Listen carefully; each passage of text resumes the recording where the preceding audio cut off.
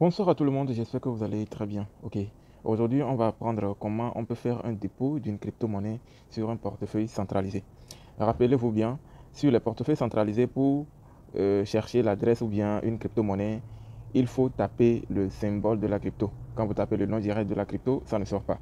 Mais bon, il y a certaines crypto-monnaies qui ont toujours leur symbole qui est leur nom, quoi. Par exemple, le Baby Doge. Donc vous allez taper entièrement le Baby Doge. Mais par exemple, le Tron, son symbole c'est plutôt le TRI.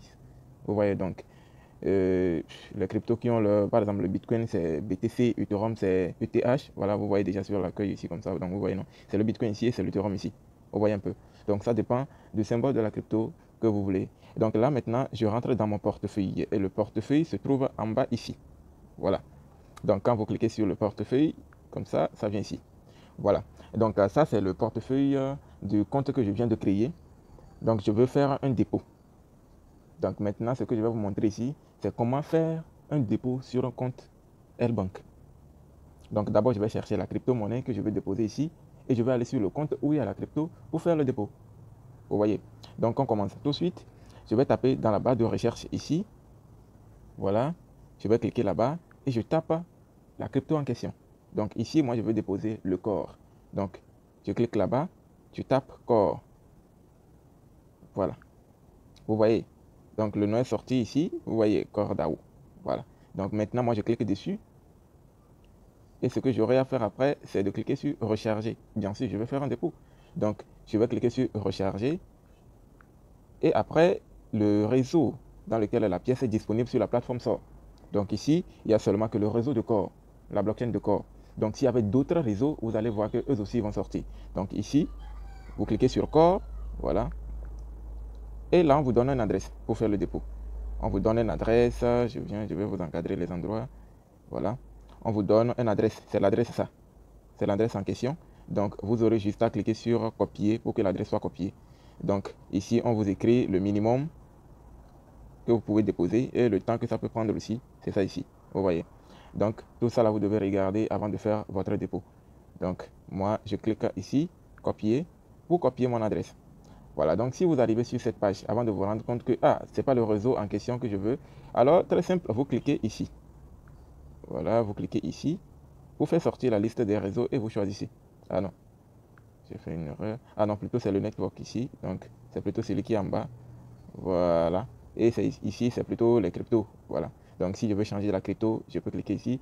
Si je veux changer le réseau, c'est celui qui est en bas. Donc vous allez voir, quand je clique sur un network, c'est toujours le code qui est disponible. Donc je clique dessus, c'est toujours la même adresse qu'on me donne. Vous voyez un peu. Donc vous cliquez sur copier, vous pouvez aller faire votre retrait. Donc là, je vais choisir une crypto qui a plusieurs réseaux de USDT. Voilà. Donc ce que je vais faire très simple, je vais taper USDT. USDT. Voilà. Voilà, donc c'est le Theta. C'est la pièce là.